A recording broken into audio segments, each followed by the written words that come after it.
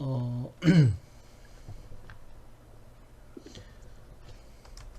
네, 오늘 말씀은 계속 이어서 욥기를 보는데요. 음,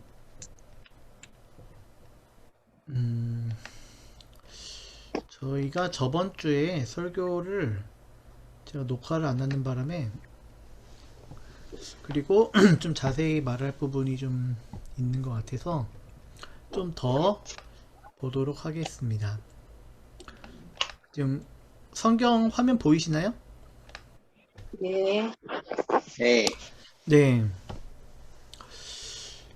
어, 욥이 이제 하나님께 영광만을 돌리는 듯 하다가 3장에 가서는 드디어 쌓여있는 마음의 응어리, 하나님이 나한테 왜 이러시나 하는 실망감을 드러내게 되었죠. 그 하나님에 대한 실망하는 말들을 듣고 나서는 욥의 친구인 엘리바스가 4장부터 드디어 마음에 품고 있는 욥에 대한 자신의 불만을 이야기합니다. 욥이 어떤 사람이었냐?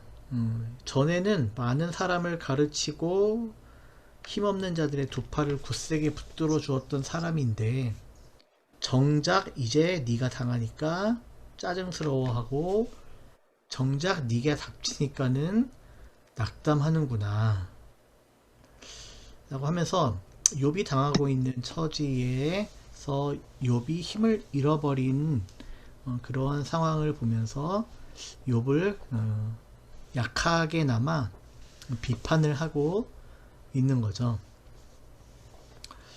그러면서 욥이 자신이 마치 당하면 안 되는 듯한 고난을 당하는 것처럼 그렇게 말한다는 것은 결국에는 하나님에 대해서 실망감을 드러내는 거고 하나님이 뭔가 잘못하고 있는 것이 아닌가라는 그러한 생각을 하고 있다는 것을 엘리바스가 말하면서 엘리바스가 하나님은 그런 분이 아니다. 하나님은 네가 해야 될 것은 하나님 앞에 경외하는 것이다. 그 6절에서 하나님을 경외하는 것이 네 믿음이고 온전한 길을 걷는 것이 네 희망이 아니었냐. 죄 없는 사람이 망한 일이 있냐? 정직한 사람이 멸망한 일이 있냐? 근데 이제 벌써 딱 이 말에 들어오게 되면은 현실적인 경험들이 죄 없는 사람이 망하지 않고 정직한 사람이 망하는 그러한 현실의 부조리를 엘리바스는 모르나? 라는 생각이 들게 되는데 그러나 이와 같이 엘리바스가 말한다는 것은 바로 하나님이 보증해 준다는 거죠. 죄 없는 사람이 망하지 않도록 정직한 사람이 멸망하지 않도록 보증해 주시는 분이 있다는 것을 말하는 것인데 그와 같은 엘리바스의 이와 같은 전통적인 생각 이와 같은 전통적인 신앙은 결국 하나님의 완전성을 항상 염두에 두고 있는 신앙이다라는 것을 제가 저번에 말씀드렸습니다. 그리고 이와 같은 주장 자기가 신앙을 표현하고 자기 자신의 신앙의 입장을 다른 사람들한테 전달하면서 항상 그것이 어떤 근거가 무엇인가에 대해서 의문을 가지게 될 때에 사람들은 자기 종교 체험을 이야기를 하게 된다는 건 거죠. 야, 죄 없는 사람이 망하고 정직한 사람이 멸망하는 그런 일도 있는데 라고 누가 물어본다면은 그렇지 않다. 내가 바로 이와 같은 깨달음을 얻은 것은 나의 체험이 뒷받침한다라는 것을 간접적으로 엘리바스가 얘기를 하면서 체험을 얘기하는 거죠. 한 번은 조용한 가운데 어떤 소리가 들렸는데 어떤 소리가 악몽처럼 나를 괴롭히고 두려움과 떨림이 엄습해서 뼈들이 막 흔들릴 정도. 어떤 영이 내 앞을 지나가니 온몸에 털이 곤두서고 영이 멈추어 서기는 했으나 모습은 알아볼 수 없고 형체가 어렴풋이 눈에 들어왔는데 죽은 듯 조용한 가운데서 나는 이런 소리를 들었다. 인간이 하나님보다 의로울 수 있겠으며 사람이 창조주보다 깨끗할 수 있겠느냐. 그러니까 엘리바스는 자신이 체험했던 이 영적 체험, 그 영이 뭔지 모르죠. 영인지 뭔지 뭔가 그냥 자기를 스쳐서 지나갔는데 소름이 확 돋고 두려움이 엄습하는 그때에 자신이 깨달았던 말씀은 바로 인간은 하나님보다 의로울 수 없다. 사람이 창조주보다 깨끗할 수 없다. 그러한 깨달음을 얻게 되었다는 거죠.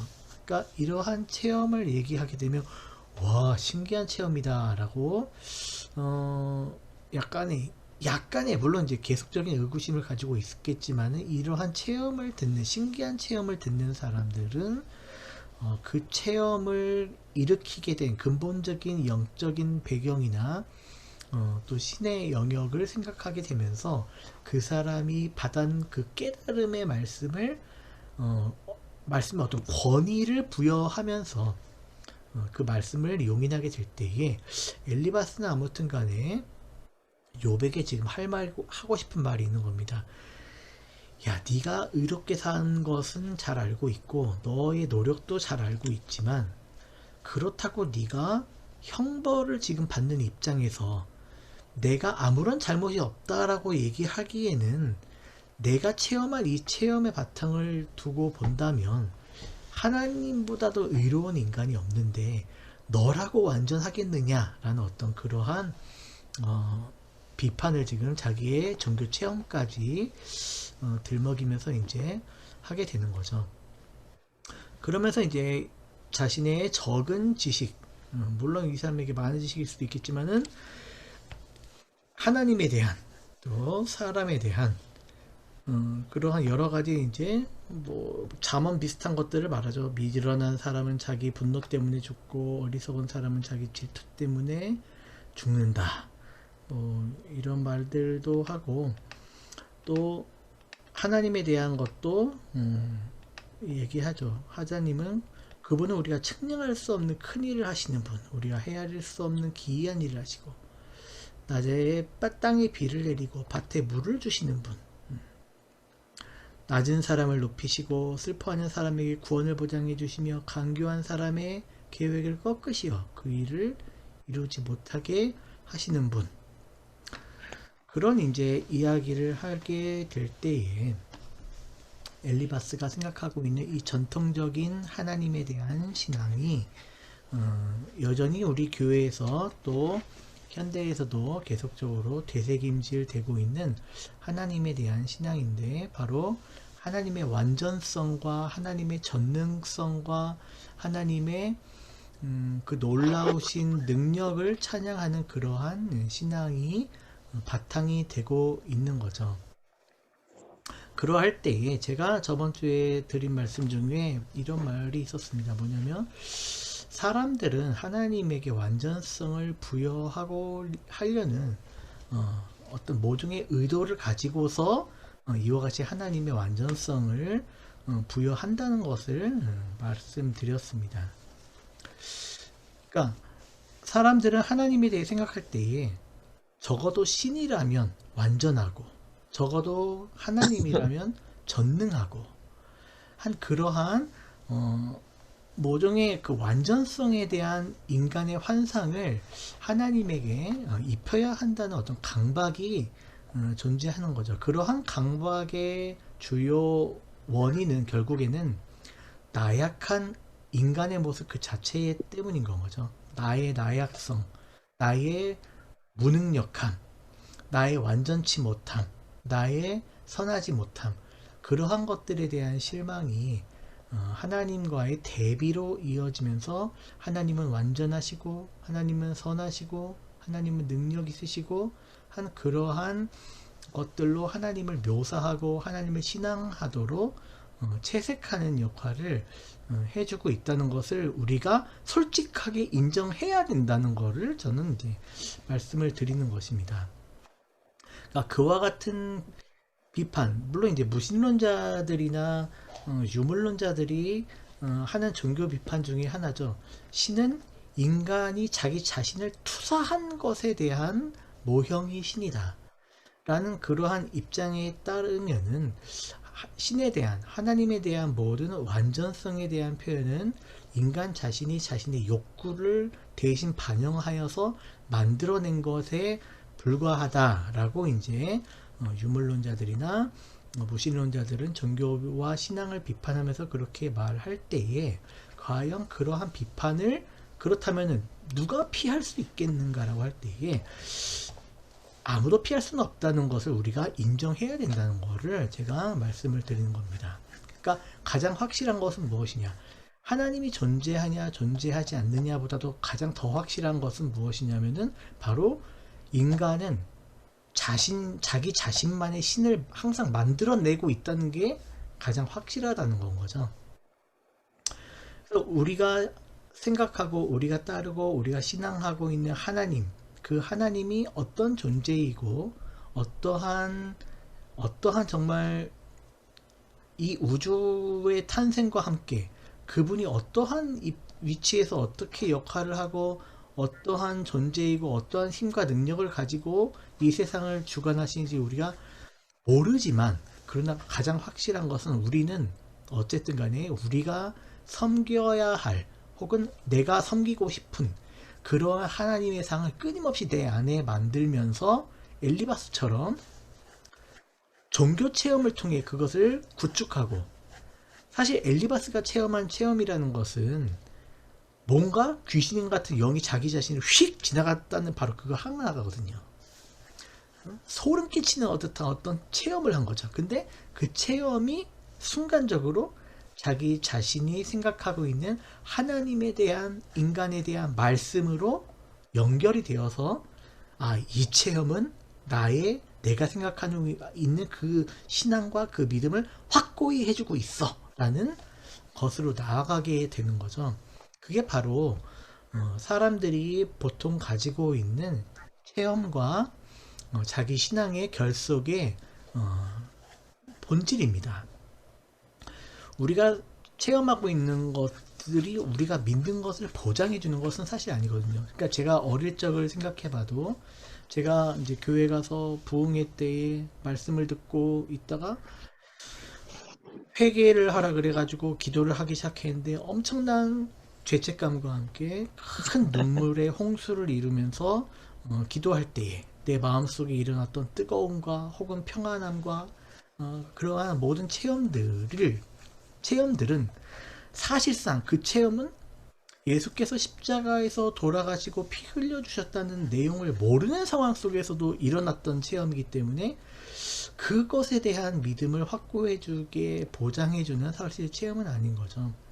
그러니까 우리가 교회에서 초신자들이 무엇인가 체험받아, 예배를 드리는데 성가대의 찬양을 듣다가 엄청난 감동을 받았다, 아무튼 각종 이제 종교 체험이 있을 수가 있겠죠.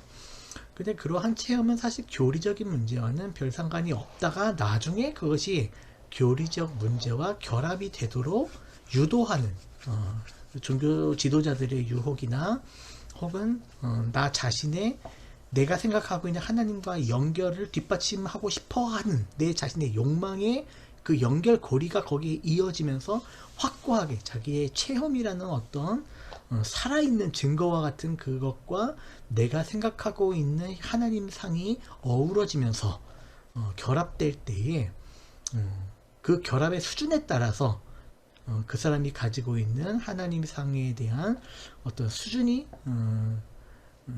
결정될 뿐만 아니라 그 사람의 그 후에 생활을 혹은 신앙을 지배하게 되는 지식이 이제 되게 되는 거죠.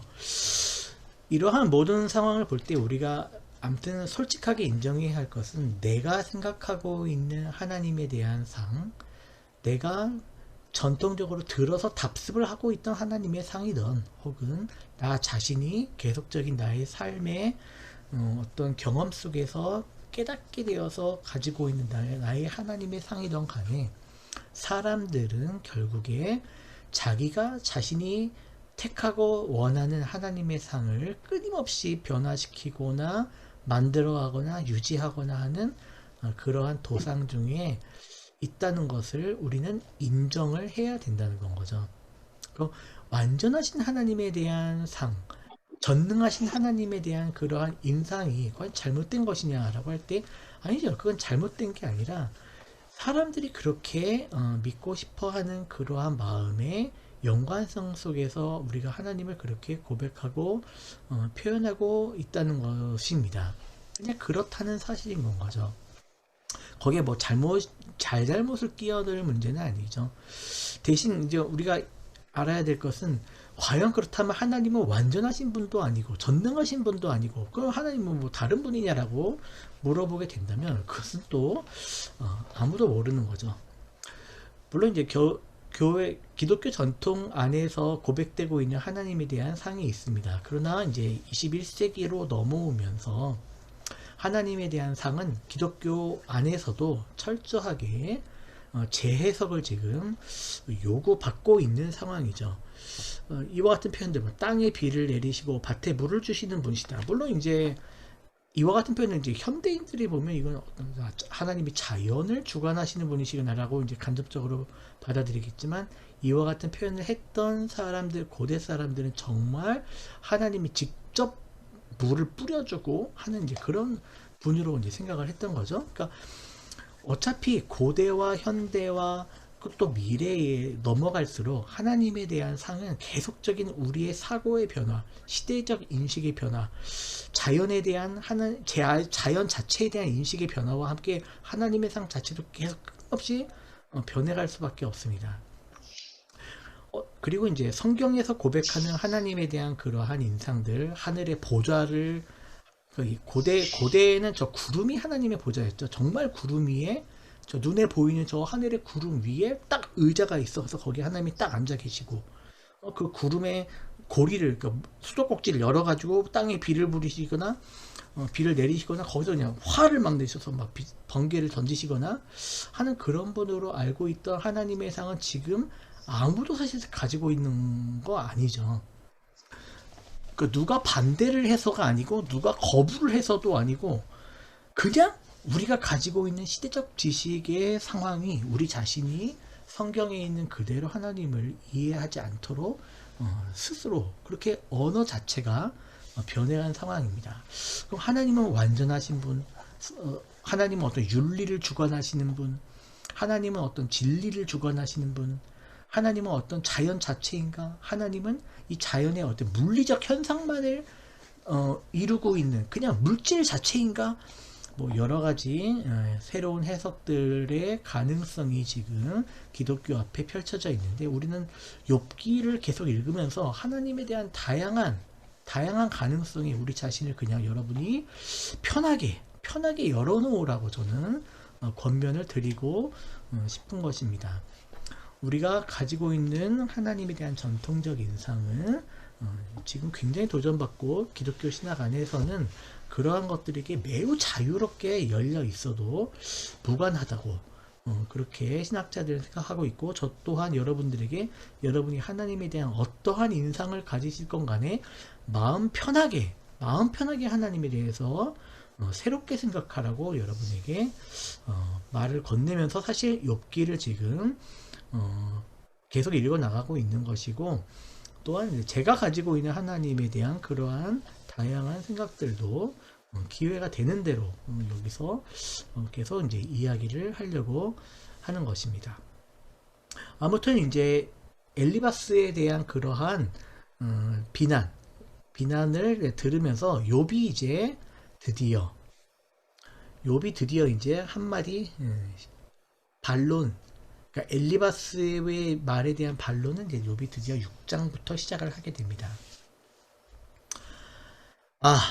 내가 겪은 고난을 모두 저울에 달아볼 수 있고 내가 당하는 고통을 모두 저울에 올릴 수 있다면 틀림없이 바다의 모래보다 더 무거울 것이니 내 말이 거칠었던 것은 그 때문이다. 내 말이 거칠었던 것을 좀 이해해라. 나의 사상이나 나의 신앙이 변한 것은 아니다. 내 마음이 지금 그와 같이 거칠다. 왜? 전능하신 분께서 나를 관역으로 삼고 화살을 쏘시니 내 영혼이 그 독을 빤다. 예, 화살, 독화살을 말하고 있는 거죠. 하나님이 나를 몰아치셔서 나를 두렵게 하신다. 풀이 있는데 나귀가 울겠느냐? 꼴이 있는데 소가 울겠느냐? 싱거운 음식을 양념도 치지 않고 먹을 수 있겠느냐? 달걀 흰자위를 무슨 맛으로 먹겠느냐? 여기서 이제 이 달걀 흰자위로 번역한 것의 번역의 히브리어는 지금으로서는 절대 알 수 없는 히브리어라서 최대한 어원을 따져서 달걀 흰자위로 번역을 했지만은 다른 번역들에 보면은 치즈 같은데 단단하게 잘 발효된 치즈가 아니라 마치 저 리코타 치즈, 그러니까 우유에 그냥 식초 넣어가지고 이렇게 막 응축해 넣어서 즉석해서 먹는 그런 치즈 있잖아요. 그러니까 약간 묽은 치즈 그런 것을 말한다고도 이제 합니다. 그런 것들은 생각만 해도 구역질이 난다. 냄새조차도 맡기 싫다. 그런 거 싫다. 그러니까 내가 지금 그 처지다라는 거죠. 나한테 지금 나는 내가 지금 입장이 그렇다. 내가 지금 싱거운 입장이다. 내가 맛없는 음식을 먹는 그런 입장이다. 응? 나한테 먹이가 없는 소와 같다. 그런 입장을 왜 너희는 몰라주냐. 8절 누가 내 소망을 이루어줄까? 하나님이 내 소원을 이루어주신다면, 하나님이 나를 부수시고 손을 들어 나를 깨뜨려 주신다면 차라리 그것이 오히려 내게 위로가 되고 이렇게 무자비한 고통 속에서도 오히려 기쁨이 될 것이다. 나는 거룩하신 분의 말씀을 거역하지 않았다. 나는 거역하지 않았다는 거죠. 그러나 내게 무슨 기력이 있어서 더 견뎌내겠으며 얼마나 더 살겠다고 더 버텨내겠는가. 내 기력이 돌의 기력이라도 되느냐. 내 몸이 노쇠라도 되느냐. 나를 도와줄 이도 없지 않냐. 도움을 구하러 갈 것도 없지 않느냐. 내가 전능하신 분을 경외하든 말든 내가 이런 절망 속에서 허덕일 때야말로 친구가 필요한데. 오늘 저희가 이 14절까지만 보고 마칠 예정인데요. 여기 14절은 논쟁의 구절입니다. 왜냐면은 히브리어가 정확히 무엇을 말하는지 알 수 없는 거죠. 지금 새 번역이 번역해 놓은 것을 보면은 내가 전능하신 분을 경외하든 말든 간에 지금 내가 필요한 거는 친구다라고 이야기를 하고 있죠. 그러니까 너희들이 지금 하나님에 대한 문제로 나를 자꾸 위로하지 못하고 나를 절망 속에 빠뜨리는데, 내가 전능하신 분을 경외하든 말든 나는 친구가 필요하다라고 욥이 말하고 있는 것으로 나오는데, 다른 번역도 좀 보게 되면요, 공동 번역을 보게 되면 공동 번역은 약간 잠언처럼 썼습니다. 해석을 했습니다. 뭐냐? 벗과 함께 괴로워하지 아니하는 자, 전능하신 분을 두려워하지 아니하는 자다. 그렇게 번역을 해가지고 이걸 보게 되면 욥과 같이 힘들어하는 처지에 있는 친구들을 도와줘야지 그게 하나님을 두려워하는 거다라고 이제 번역을 해서 마치 한 잠언을 말하는 것처럼, 욥이 잠언을 말하는 것처럼 그렇게 사람을, 그러니까 같이 괴로워하는 것이 하나님을 경외하는 것이지, 하나님을 경외하지 않는다고 비난하면서 괴로워하는 자를 도와주지 못한다면 너 또한 하나님을 경외하지 않는 것이다 라는 그러한 잠언의 역할로 이제 욥의 말을 번역을 했다면은, 개역 개정판에 있는 말이 사실상 히브리어와 가장 유사한데요. 뭐냐면, 낙심한 자가 비록 적는 자를 경외하기를 저버릴지라도 그의 친구로부터 동정을 받느니라. 이건 도대체 무슨 말이냐? 이게 무슨 말이지? 그래, 이게 이제 가장 히브리어와 비슷한데, 이제 신학자들이 이제 해석하기가 이제 매우 까다로웠던 거죠. 이제 정통한 해석을 보자면 이렇습니다. 뭐냐면, 낙심한 자가 친구로부터 동정을 받게 되면 친구로부터 동정을 받게 되었기 때문에 하나님에 대한 갈망이 약해질 수 있다는 거죠.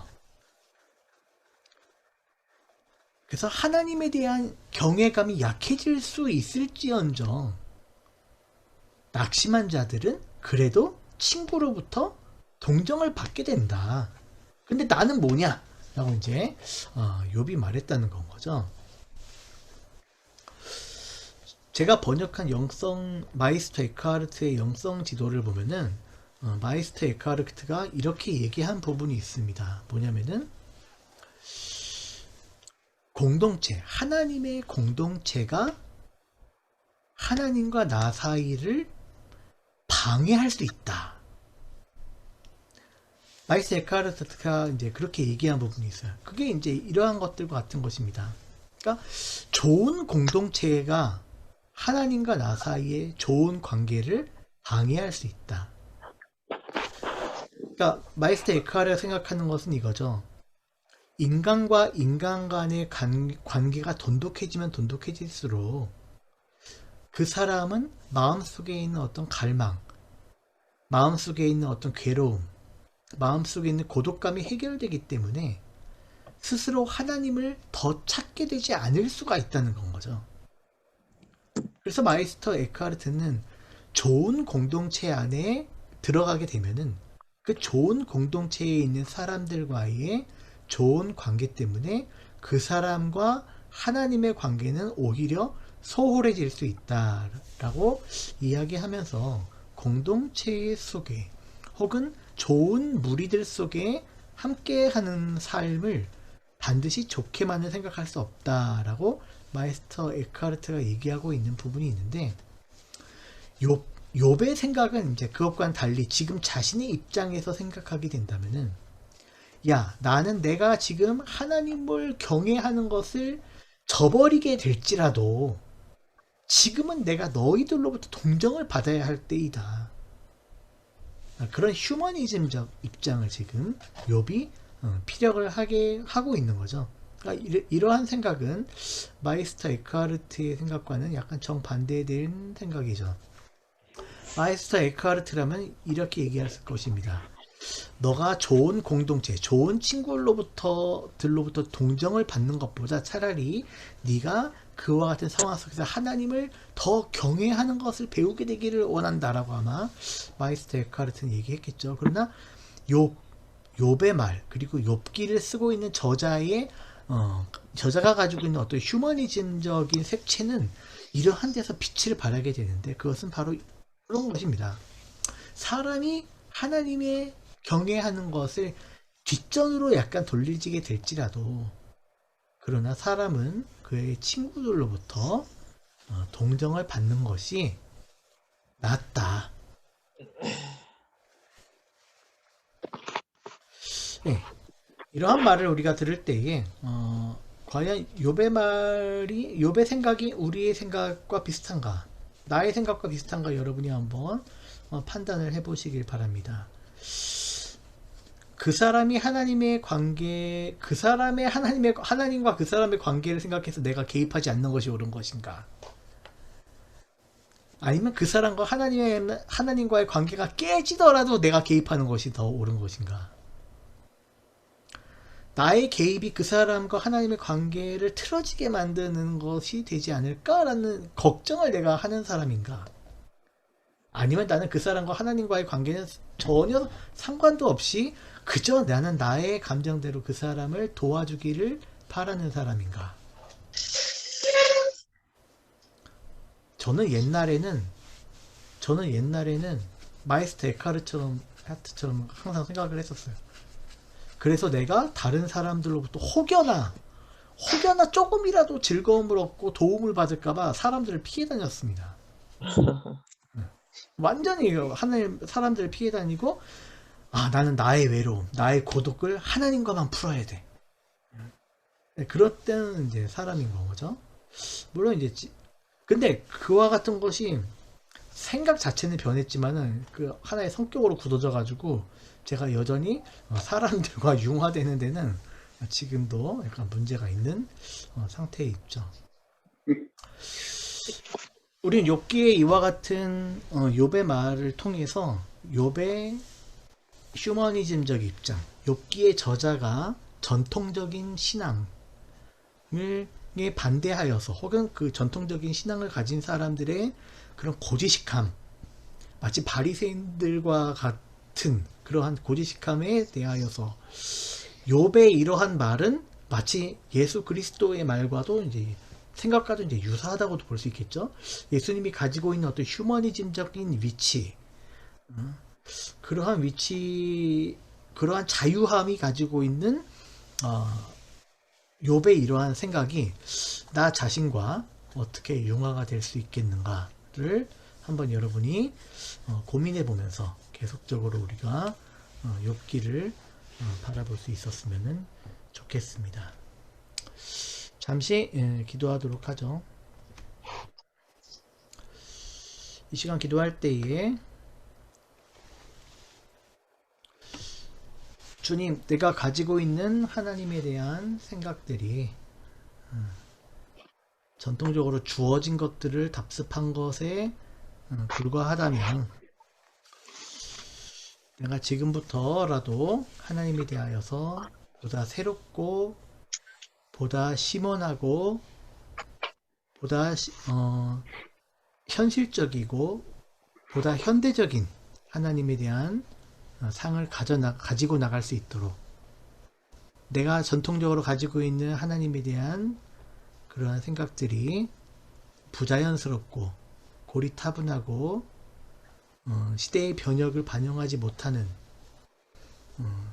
정말 비진리에 가까운 것이라면 우리가 변해 나갈 수 있도록, 그리고 나 자신과 하나님과의 관계도 생각할 뿐만 아니라 다른 이들과 하나님과의 관계도 항상 생각할진데 무엇보다도 어렵고 힘든 자들에 대하여 생각할 때에 그 사람들을 내가 인간적인 정말 동정하고 사랑하는 그러한 감정으로 먼저 다가가야 하지 않는가. 내가 힘들어하고 위로를 구하는 사람들에게 좀 더 용기 있게 다가가지 못하는 내 마음의 이유, 내 마음의 벽들은 무엇인가, 그것을 어떻게 치워야 할지를 잠시 묵상하면서 여러분 기도를 해주시기를 바랍니다.